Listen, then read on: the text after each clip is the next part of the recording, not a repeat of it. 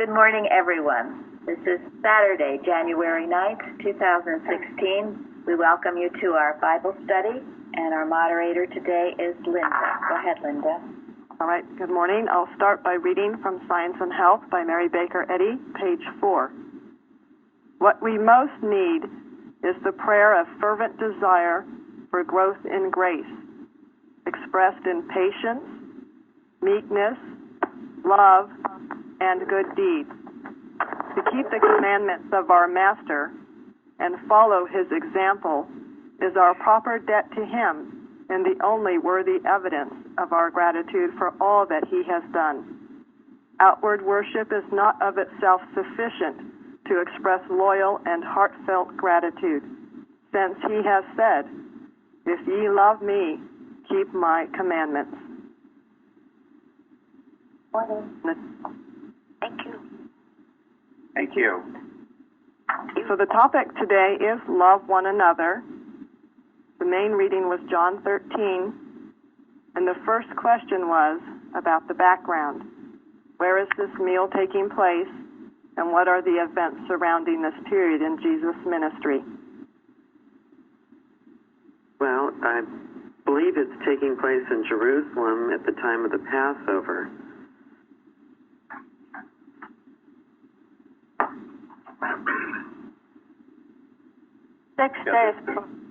This is the Passover, right? 6 days before the Passover, there was a supper at Bethany, and Lazarus was sitting at the table. And the Pharisees wanted to kill Lazarus as well as Jesus. Well, that's interesting. So is that I the had last read that too. You see, it was in Bethany, outside of Jerusalem. And that's the Lazarus that did pass on and Jesus raised? Yes, they wanted to get rid of him because he was living proof. Oh, And okay. Yeah, this was at the end of Jesus' ministry, wasn't it? And he had just healed Lazarus. Yeah. And it was just Go ahead, Fairley. It was just 6 days before the Passover, the Last Supper. Mm-hmm. And Jesus had just spent a considerable amount of time away from Jerusalem because the Jews sought to kill him. But they knew that evidently he knew it was time for him to complete his ministry. So that's when he came back to Jerusalem. And, the story about the raising of Lazarus, it was so many furlongs away from Jerusalem, in other words, very close to Jerusalem, so that the news of his healing and raising from the dead would spread pretty quickly to those that are around that area. That's why we have Palm Sunday, because he came into Jerusalem riding on the donkey and they waved palms at him. So from a long period away from Jerusalem, he had come back. Yeah, that's where we get Palm Sunday. They put palms on the ground, their coats too. So that also is an him. example of how little human popularity means. One minute it's one way, another minute it's another way. Human love turns to human hate.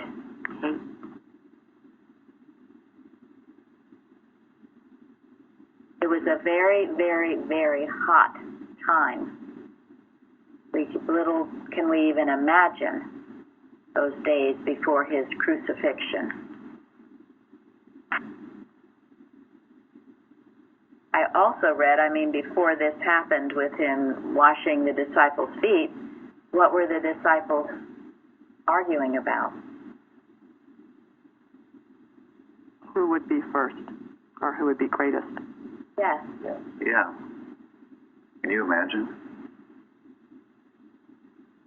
Who's going to be reader? Or whatever. Or whatever. Jesus drove home the lesson that the servant is the greatest. And here is Jesus himself washing their feet. I read somewhere that was a very uncommon belief, that servant is the Lord, and even to this day.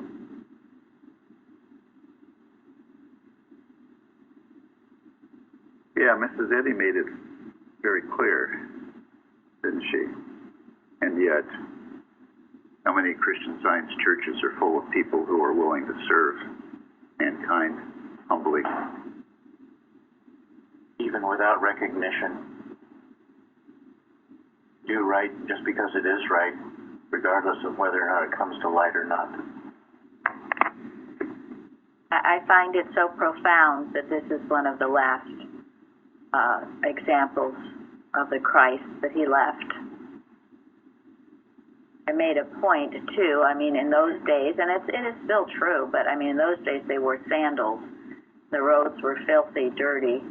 It was a common practice to have your feet washed, but it was not a pleasant task to do. It was probably one of the most humble tasks to do for someone else. Certainly not pleasant. No, not pleasant. I know I have a cousin down south, and she says their church actually does that. They have it every year. They have to wash each other's feet, and she says she tries to avoid that. She just thinks it's a terrible thing to have to do.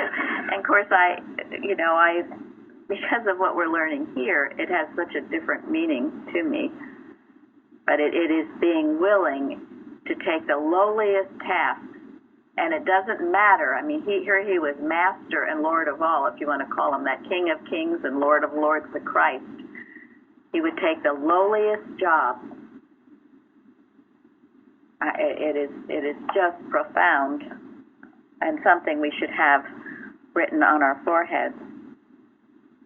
Matthew Henry said, when we see our master serving, we cannot see but how ill it becomes for us to be domineering.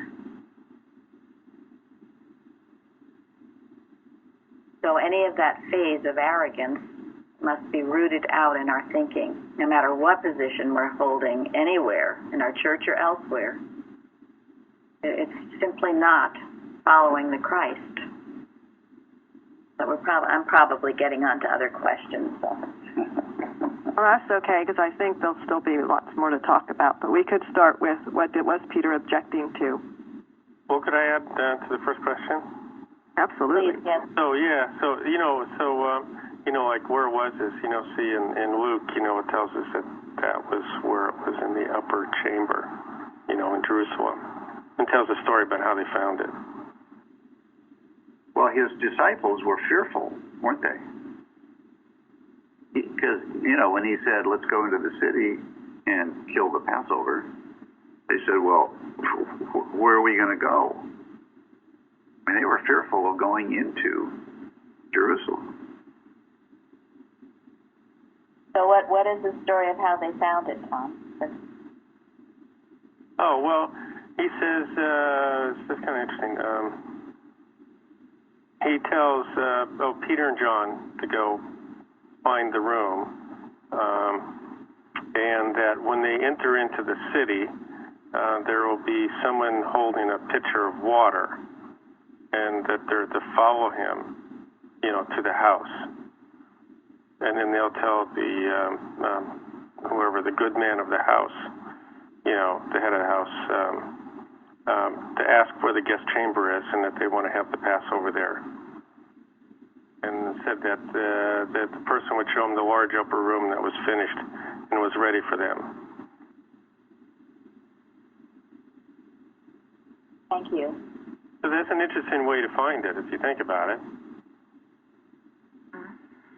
Well, what was going on? Well, I'm just saying, it wasn't like, our friend Joe, who has a house in Jerusalem, we'll go ask Joe if we can use his house, Right. No, that's true. It was and the done. two of them had to walk in. Oh, I'm sorry about the fear that was brought up. The two of them had to walk in there without Jesus or anybody else.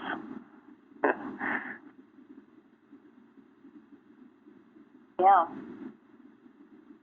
And yet an angel told Jesus what they should look for. An angel thought. And it was done in that way so as not to arouse suspicion. if Joe's having a big dinner party with Christ Jesus and his disciples, you know what that would have led to. So it was done very almost secretly, as to not arouse the people that were hating Jesus at that time to find him. I had never thought of that. It's a good point, because they required Judas to show where they were, so clearly they were able to do this very secretly. That's a good point.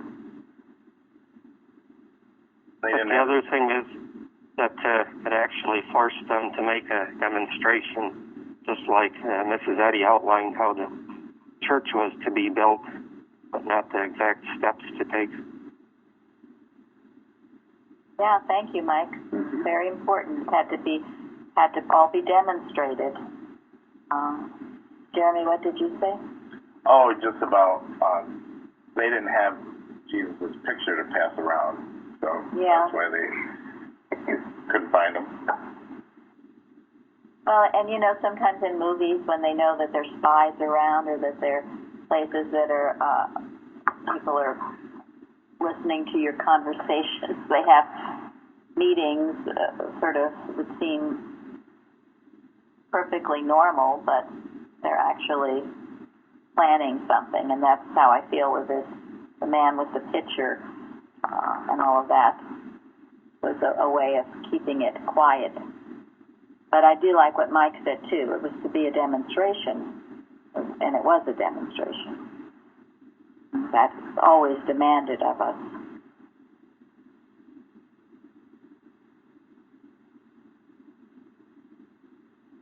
Anyone else on that one? So this was the way God protected them during this few days, during this Passover.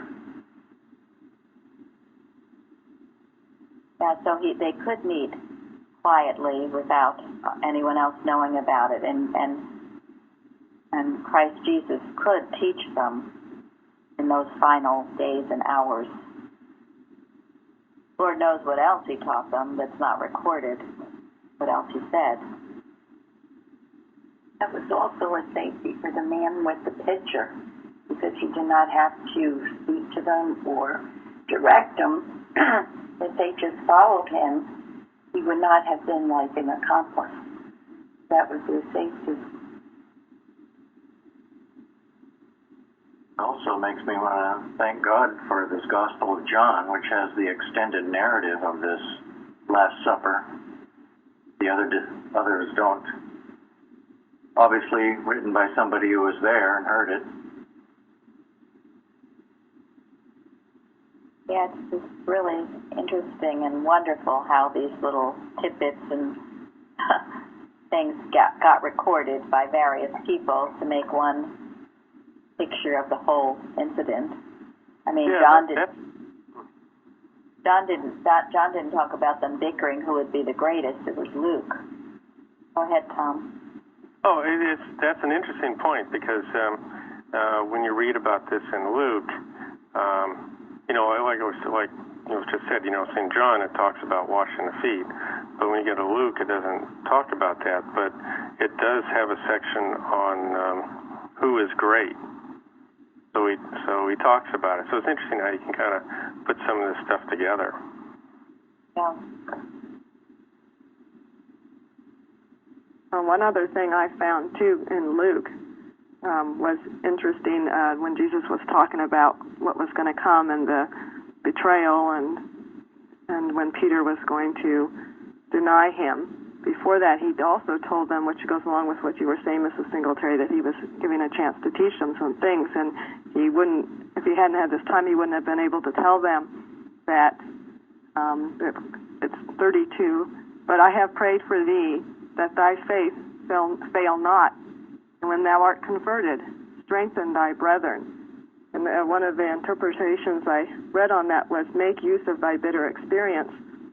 And one of the things that Peter did do after the crucifixion was go and get the disciples back together again, because they kind of had scattered. And so he was able to tell them to make use of this time, to strengthen each other.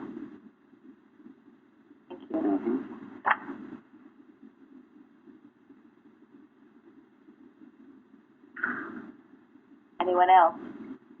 Well, I think that's a beautiful thought. I mean, I think it ties right in with washing the feet, you know, and later in the question that we have, I won't get into it, but, you know, about how, you know, we all come together as a group.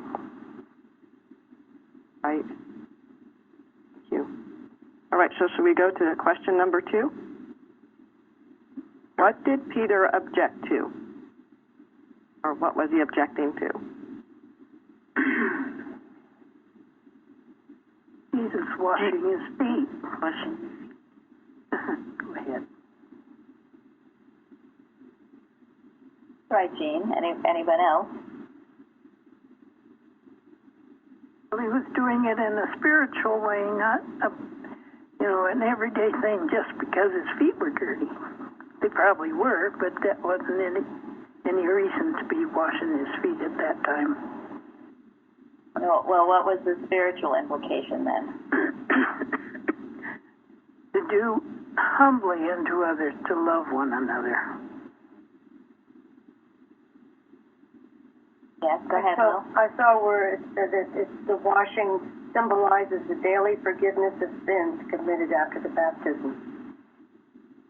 Yes, another spiritual signification of it. You know, daily cleansing, daily purifying yourself of the sins that come, you know, whether you're starting to resent someone or getting angry or anxious, whatever is creeping up on you. It takes daily watchfulness, doesn't it? To keep it away, to destroy it. Daily watchfulness. You can't let it just overtake you and get you into a screaming Mimi. That's just not science. Well, Peter's objection elicited a response from Jesus, and he said to Peter, "If you don't let me wash your feet, you are no part of me." And then, of course, Peter said, "Just don't wash my hands also and my head." I know, good old Peter. Always. Yeah. Yeah. And Peter still had this concept that, you know, some people were, quote, better than others. That it was definitely beneath Jesus to wash anybody's feet. So there was a class system that was still in Peter's thought. You know, from my own experience, when there have been times when somebody wanted to do something for me, I felt like I wasn't worthy. I would say, no, you don't have to do this for me. And the right thing should have been, it's an expression of God loving you, and that you need to be open to the experience and lessons that it has, whatever it may be. That's very important. Otherwise, you're personalizing the good. You have to see it. If good comes, you see it as it's God's expression of it, whoever gives it. And if you personalize it, you will tend to, think like this, oh, I don't deserve it, or oh, that person shouldn't be doing that for me. Well, it's not person, it's God working. And you're closing doors on yourself instead of just humbly and gracefully acknowledging God's presence, God's supply, God's love. Has anybody ever felt that they didn't deserve something? I think I lived my whole life like that before coming. Many times. Yeah, and what's wrong about that? You're feeling you're not worthy. That's sort of self-centered, though. Yes, it is. Exactly. And Mary made a point about it also. Well, Go Go ahead. Fairly, let Gary finish his point, and go ahead. Go ahead, Gary. Oh, Well, are you going to answer the question, Billy? Well, I've seen a tendency where if someone compliments me, if you feel like you have to compliment them back, instead of simply accepting and saying thank you. Yeah, and what's behind all this? Awkwardness or uncomfortable? Well, Bingo. it's false. It's ego. Well, you don't think you can just accept a compliment. Barely listen to what Linda said. Go ahead, say it again, Linda. Personal sense. Yeah. Yep. But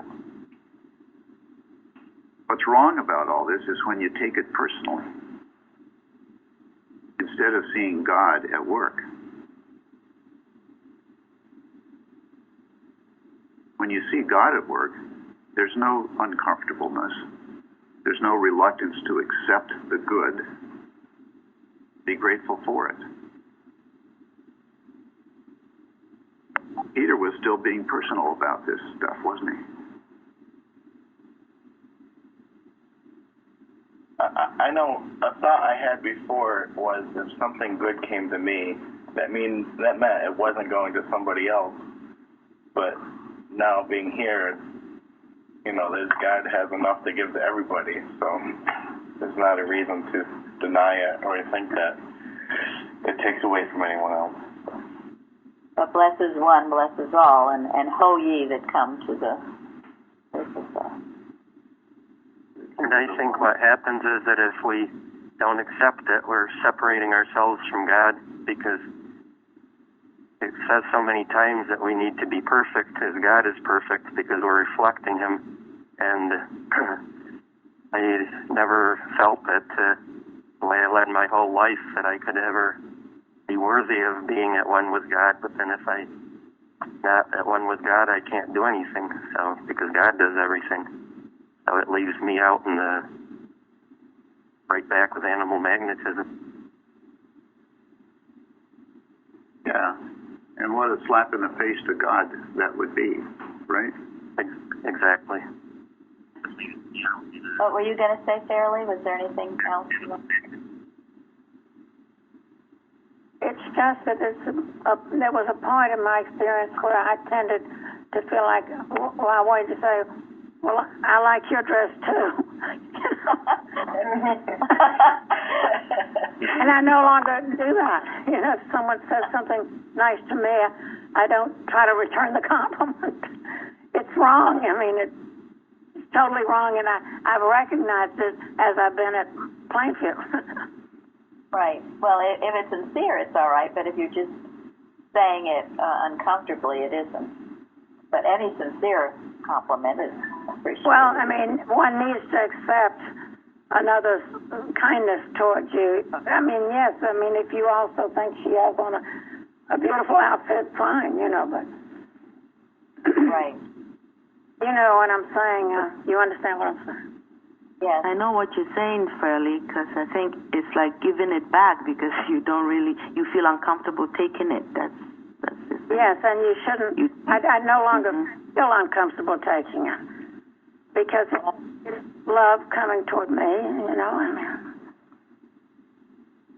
Well, and also, I give out to other people, and they don't come back and say something to me necessarily, and that's what I like. And one likes that, one doesn't feel like we have to be repaid. Yes, and that's the point, too. That is the point, and that is a very important point. And that's the crux of what you're saying, and that is a hugely important point. Because someone gives to you, that person who gives should give freely with no strings attached. And it's not, it's the human sense of it. I'm giving this to you, therefore, in a day or two, you better give me something or tell me how beautiful I am or whatever else. That's giving with strings attached. That is very wrong, and so that is a very important point. Thank you. And that's true. The giver must give without strings attached because they know they're being used by God, that it's not theirs. They're just something that God is directing them to do, and they're doing it, and they expect nothing in return. If you expect something in return, then you better not do it. That's, again, we're back to personal sense again. This is Ingrid. I was going to say that's the what's in it for me saying, like doing something and thinking already what's in it for you is something that I've been praying about very much because I heard it so much before. And I also wanted to say about our point before that sometimes when we don't accept something, it can be pride disguised, like just a kind of prideful thing, and we can pray about humility. Very much so. When you can't accept, it's pride. Mm-hmm. And, we, in this church, there was a time, a lot of things were done for other people. And, I mean, it still goes on, but maybe to somewhat of a lesser degree. But people were helped in various ways when they would first come and move to a church house. Some found it absolutely impossible to accept any of that. It was their pride, or, they just weren't comfortable. They felt they were going to have to pay back. And it was a very personal sense of the whole picture. And because of that personal sense, they shut out their good. If you can see it is coming from God, then the door's open. As Jeremy says now, he can accept good and not feel badly about it because it's God working. And, you will instinctively know, always, if someone gives to you and they expect something in return, you're going to feel that. And then you don't take it. You watch it. Or if you can tell if the personal sense is there, or if it's truly coming from God. And if it's truly coming from God and you reject it or you go spoofing about it, well, that is, someone said, a slap in the face to your Father. So Jesus was offering to Peter an expression of God's goodness. And he personalized it and refused it, and therefore he had to be rebuked for that. And then he jumps to the other extreme. Oh, we don't put in my head everything, which is it did make me laugh too to hear that. But from one extreme to the other. But think about this, and think about in your own life. How many doors are you closing because of your pride or your personal sense? And get rid of it. And it doesn't matter who offers you something. If it's an expression of God's love to you, accept it graciously and know it will only bless the other person, and there are no strings attached. Mrs. Evans would tell this story. She was a child of the Depression, and she said one time, they were so poor. Her mother was making them soup with potatoes, and they had very, very little. And her practitioner came with a big basket, a huge basket of fruit and jams and a big ham and a turkey and all kinds of things. And they graciously accepted it. Her practitioner owned a grocery store, by the way. And so there was never any question of, oh no, I shouldn't accept this, or I'm too proud to accept this, or anything else. They were just so grateful for it. It was an expression of God's love. And we saw in our church too, people, and they would often be, quote, poor people who couldn't accept things. And it was a huge amount of pride. And so they remained poor because they personalized the good. So it's a very extremely important point to learn. And if you have that pride, if you have that personal sense, then you work to get rid of it. That's why you work with a rule for motives and acts every morning. On the other hand, if someone is trying to manipulate you and tell you your dress is beautiful because they want a favor from you tomorrow, well, you be aware of that too. Okay. Try the spirit. Yes, don't be fooled by those who come personally with strings attached. And in that case, it's good to say no thank you. Yes, no thank you, don't want it. Spiritual perception would be very good in this. If you can tell one from the other. I have a neighbor who comes every time she comes. She says, "I love you, I love you, I love you." And I got to the place where I couldn't say it anymore to her, and I just said, "Ditto."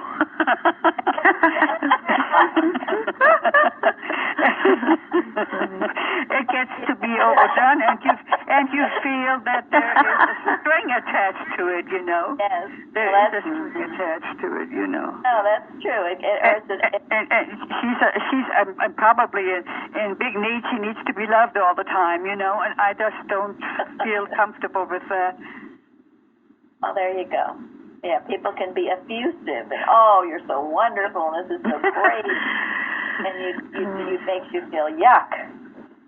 So test it, and God will tell you. But it just shows the great need is to feel God's love, to be able to feel God's love.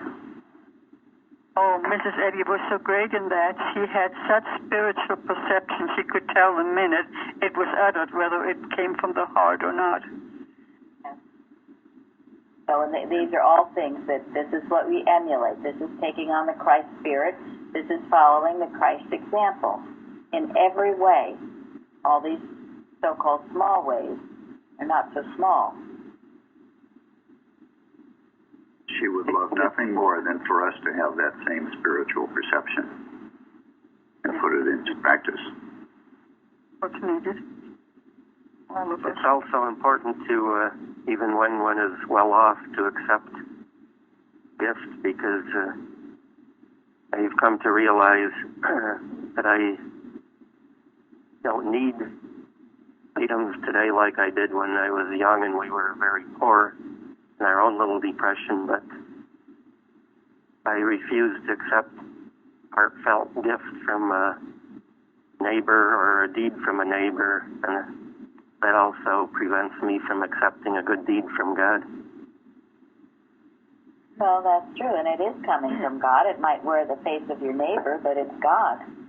And that's the impersonalization of this whole concept. So we create, in many ways, our own poverty by our limiting God's goodness. And we certainly saw that in some cases in our church where, and it was usually a huge rush of pride. I can't accept that. No, I'm not a charity case. No. Well, who said you were? Except you. God never said it, nor is the person who is giving you something out of love. He never said that either, he or she. Just being impelled by God. And what blesses one, blesses everyone. Anyone else on this? That's very important. We just studied recently the Bible story of preparing a feast and going out and inviting the poor and the needy, and not just the people that you know were going to reciprocate. Thank you. Yes. Give freely and as God directs you to. Oftentimes, you help people. Well, I mean, you never help thinking that it's going to be returned. You shouldn't think that way. It's not the way. You just do it because it's right by God. That he talks about in Signs and Health about your love is not doesn't go forth in vain, even though it needs no return. Never in vain. Even if the person appears to be very ungrateful, if you were directed by God to do it, then maybe it isn't acknowledged, or the expression hasn't been given or seen as coming from God yet, but perhaps someday it will be. Can't be wrong to express God's love. Never is wrong. Never wrong to plant the seed, and it's not up to you to make the seed grow. Yeah. That's God's work to make the seed grow. But it's our job to plant the seeds where we are.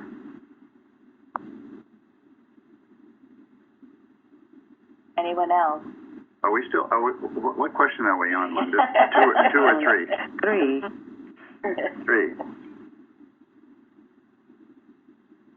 Yeah. I thought that was a fascinating response. Jesus. Somebody mentioned it, right? If I don't wash your feet, you have no part in me.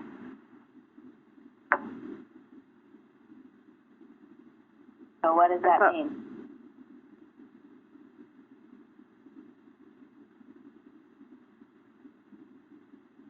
Well, he was giving them an example of what he was going to teach them to do and the new command that he was going to give them.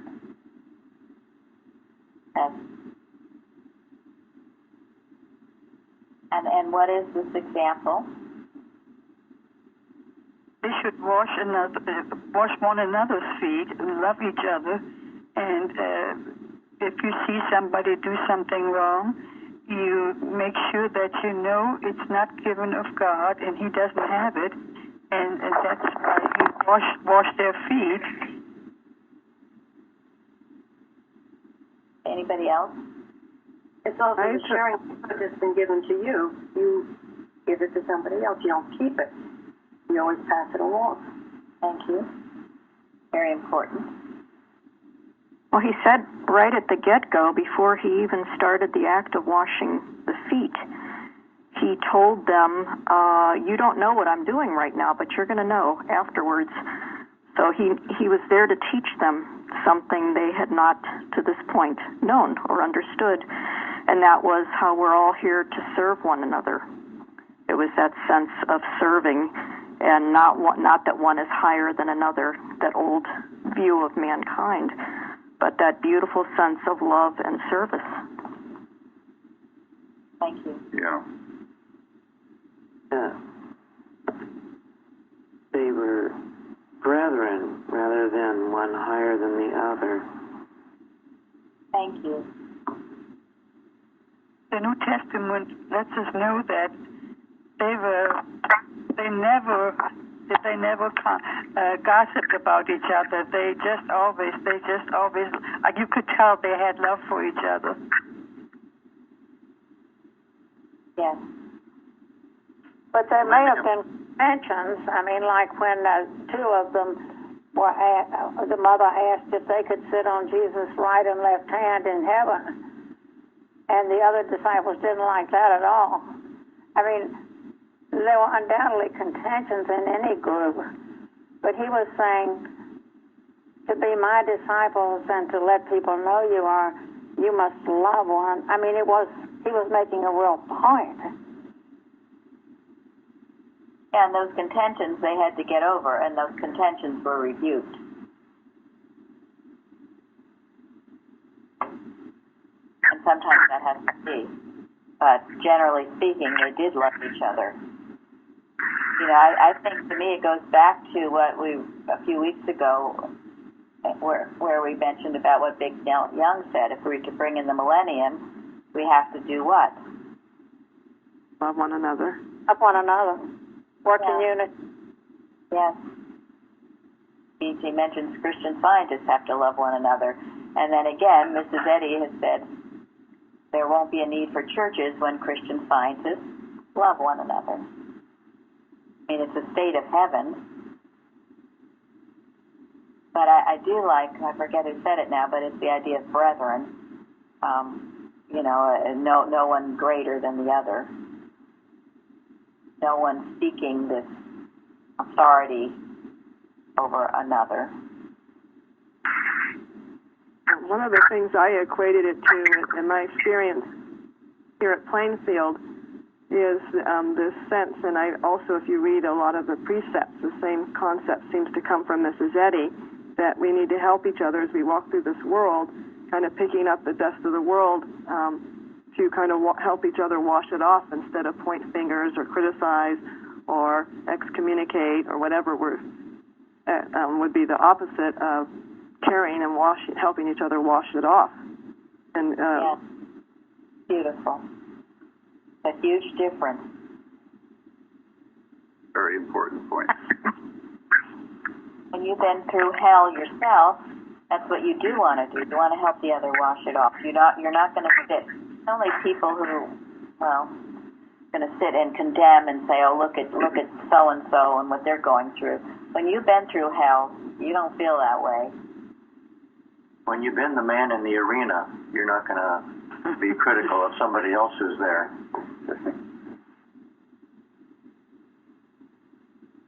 This is question number 4, right, Linda? Yes, I think we're moving into question 4, which was what was Jesus teaching them?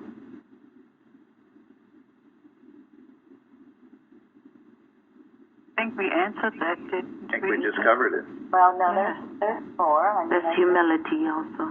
Yeah. Humility and love each other, yeah.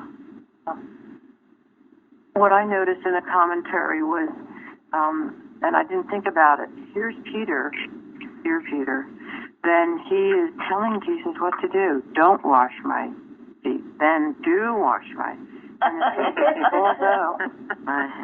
Although he did this, the Christ was so patient.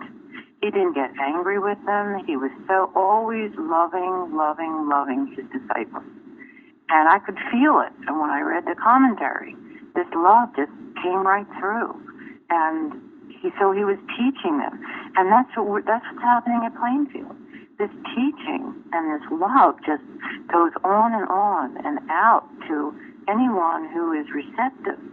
So I just think it's amazing how calm and loving the Christ is. Yeah, I mean, that was very, very arrogant of Peter, because Peter was actually rebuking Jesus, and he deserved a whop. But Jesus was patient and loving with him, but yeah, Peter was, I mean, who was he to tell Jesus what to do? And then, of course, Peter realized what he'd done and switched over to the other gear.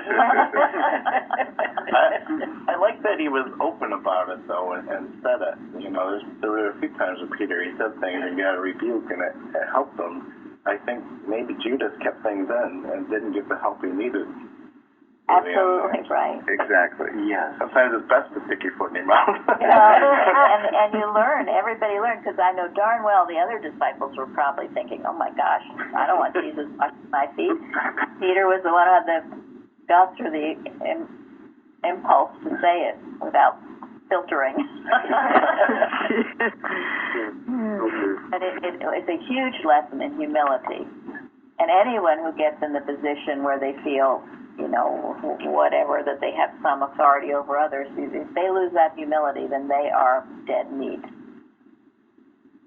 I think you made another good point here, too, that he was questioning what Jesus was doing. And Mrs. Eddy ran into that constantly with people questioning, and we should also be aware when we're working with people who God's speaking through now, when we question like that, because if it's coming from God, who are you to question? Oh, thank you, and that's a matter of using your spiritual sense. Well, and there's more than one way to question. It's one thing to question with an arrogance that you think you already know the answer, but it's quite another thing to question because you don't know, and you really do want to know. That kind of questioning is a good, healthy questioning.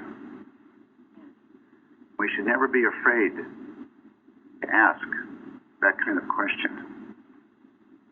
Yeah, that is true, and that goes back to what Jeremy said too. Better, Peter had said it, better you do say it than hold it in and resent or get confused or something like that.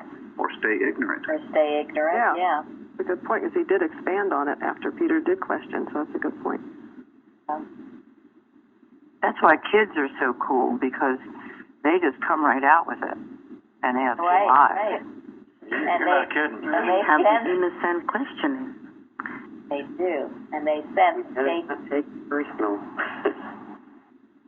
What did Gary was telling me recently about one of his teachers that he did poorly for?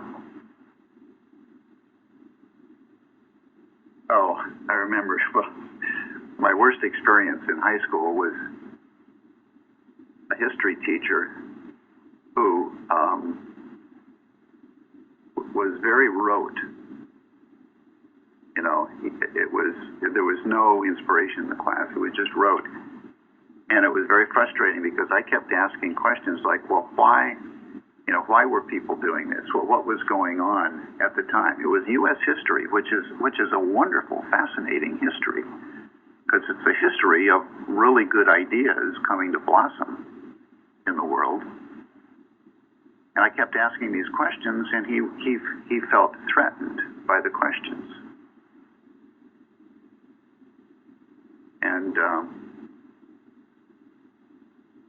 we should never, ever feel threatened by the questions that our children ask, or ask one another. Even if I don't know the answer, God knows the answer. Yeah, again, a lot of it is motive, and if your question is really to learn and you're respectful about it, then that's one thing. But if you're arrogant or critical, well, that's something else, and that isn't allowed. I think it is something else. In that case, thought that he didn't know the answer to it. He was personal sense was coming into him. He didn't want people to think he didn't know it all. No, that's true. Peter was handled by personal sense. It was rebuked, and everyone learned a lesson from it. So in that case, it was good. And sometimes, people step up and have to take the rebuke, but better that and learn. And I always appreciate when people ask questions. I'd rather that than if they hold it in and hate or resent or don't understand something. I feel, too, there's nothing I won't answer. But I do feel it when people are critical or when they're not coming from a right place. I feel that, too. And one of the best things that have been said, and it was said recently by Mike, where he was saying, in our church, all of you are doing things. You are taking the teaching, and you are learning to demonstrate. You're learning to use your spiritual sense and to grow, and to do things like moderate the Bible study and read and proof and all kinds of things. You're all doing that, and that is tremendous. And everyone is important, equally important, to make the whole work. So I am so grateful for that. You're taking the ball and you're running with it, and I can trust you to do it. I don't have to think, oh my gosh, they're really going to screw it up. And if anybody does, or something untoward happens, well, everyone learns from that too.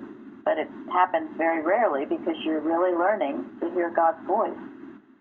I thank God for that. I think there's enough teaching about humility in this church that everybody kind of gets it. It's through that. Yes. Yeah, exactly. Florence wrote about that on the forum. Because if you do have to be rebuked, if something isn't right and you can't take it, and that happened recently, just something that wasn't right and had to be addressed, and that person, whoop, she's gone.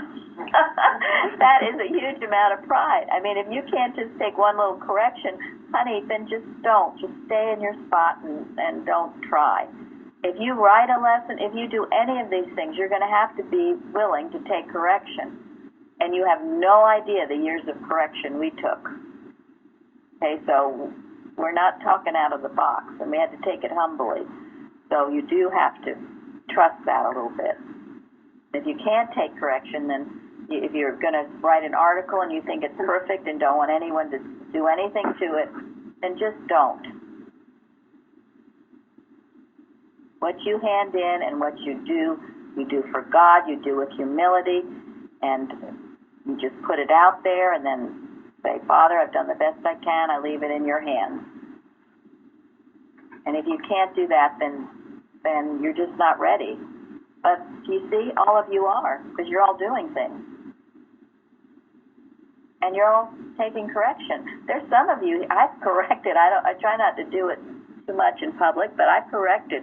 And you're still back here, and they're the ones I think there's good stuff with you. And Florence is the same thing, absolutely. You can take correction. There's good stuff with you. And even if you feel it's been unjust, well, just let it sit for a while. The right will right itself eventually. Sometimes I think about this time with the washing of the feet. We started out by saying it was a very, very tough, hot time. And here's Jesus washing his disciples' feet. And all the things that we've said about it, I think that he's saying that, this is the antidote to it all. He knew he was going to leave and his disciples were going to go through some fire. But he was giving them something to do. To get them through it. To get them through it. Yes. These are the lessons that will get you through it. Humility, serving, love. Love is the liberator. Someone said you could say many things about Christ Jesus' life. But certainly one thing you can say is he always served with humility. Linda, why don't we do question number 5 while we still have a few minutes?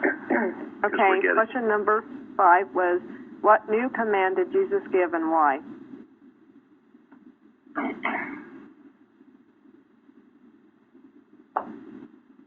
That you love one another as I have loved you. Yeah, and what does that mean?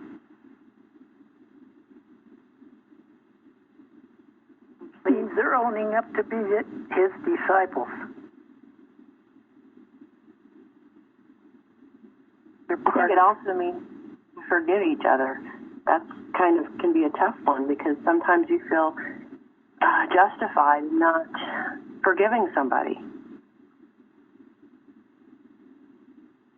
It's a good point. That is. Very good. And that's one of the key things in Jesus' teachings. We forgive each other. Why do we forgive each other? Because God forgives us. And the error is not true anyway. If we don't see it that way, then what's the whole point? Exactly. Who here having a little error they have to work through and let it revolve, so nobody's above anybody else.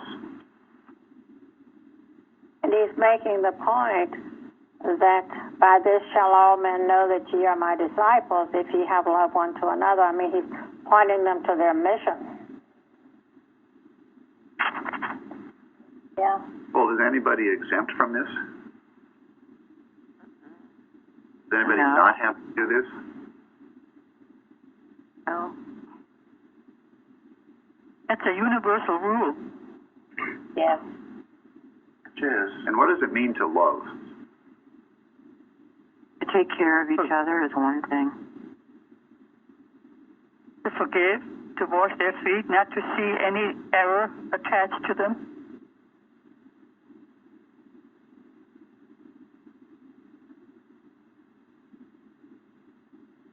But also you need to speak up, too.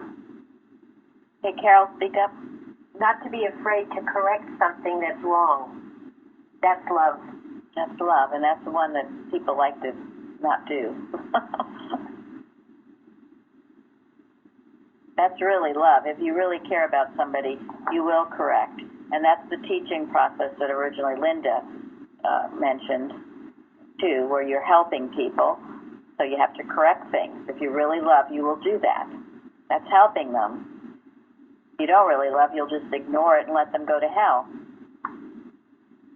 The thing that Mrs. Evans taught that was very helpful to me about this, she said that To love someone is to help them be what God created, to help them be their true self.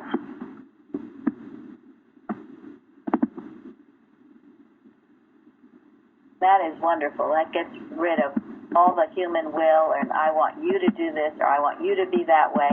You should do this for me. You're ridding yourself of all personal sense and letting them be what God made them. And we all need to be individually what God made us. Don't try to be anything you are not. Be true to yourself, and you can't be false to no man, as Shakespeare says. And if someone is having a little difficulty being what God made them to be, well, then you help them by giving them what they need. Sometimes it's a loving pat on the back. Sometimes it's a silent prayer.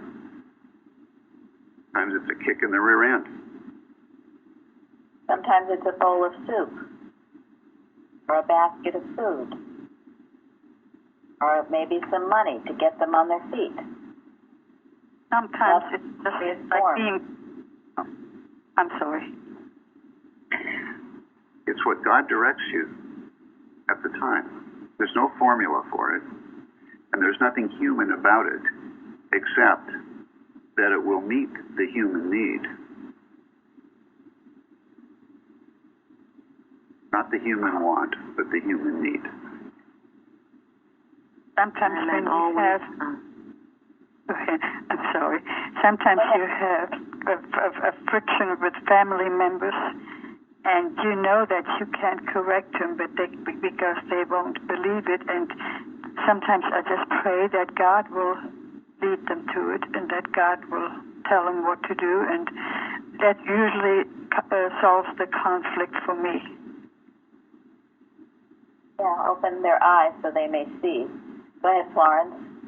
I was going to say, always with the right thought of man, with your actions. Yes, not seeing them as needy, miserable people that you're helping. Yes. Right. What is Mrs. Eddy right? Jesus beheld in science.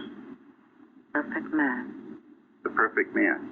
That's what it means to love one another as Jesus loved us. It means to behold in science the perfect man. For sinning mortal man appears to mortals. That is what heals. That beholding, that healed, we say. So.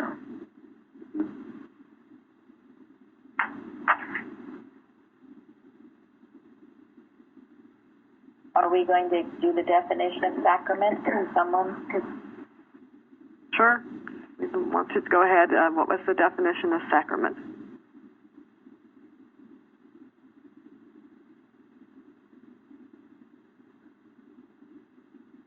An oath, a ceremony producing an obligation. There's so much about it.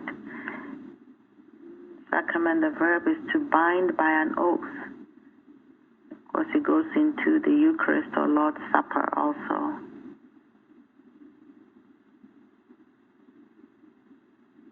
Do you want the whole thing, Linda? Do you want a whole lot? Well, that's okay. Actually, this was Tom's idea, so I didn't know what he had in mind. I thought it was so that it could tie in with the lesson. I like the part where baptism is called a sacrament also. In the present, it said, it's an outward, visible sign of inward spiritual grace. Yeah, that was a beautiful part of it. Thank you. And the rest of that says to be a sign or a symbol of a spiritual reality. That Christian rite. Yeah, and our sense of sacrament is so different from just, the bread and the wine. I thought it was fascinating what Joseph said. I don't even know if I could follow it. God is in a box or something. Anyway, our sense of sacrament is living it in all these ways that we just have spoken about. The example that Christ has given us. and the humility and the serving and the love of the brethren, and all of that that it implies. That is our sacrament. That is the Christian Science sacrament, and we need to know what it is so we can do it better. And what did Jesus say would happen if we did these things?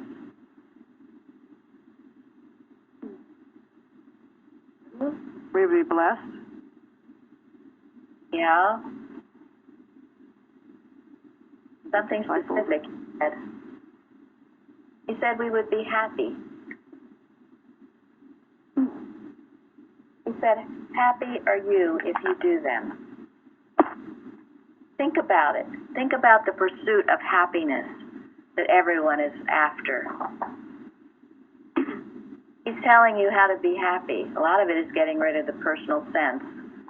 But, yes, humility, serving, forgiving, loving.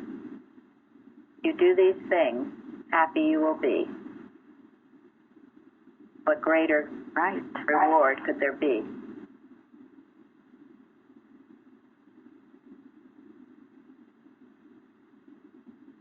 Is that it? Anyone else? So let's all be happy. We all are happy. We should. Yes. If we're living this, if you're depressed, you can check yourself. Are you doing what you should? You can't expect the results if you're not obeying. So no whining in the streets, please. If you're not happy, you're not obeying these rules. Get back to them.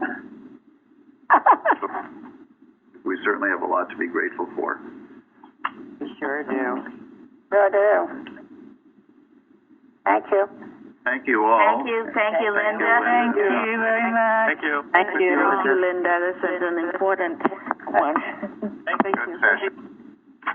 Thank you very much.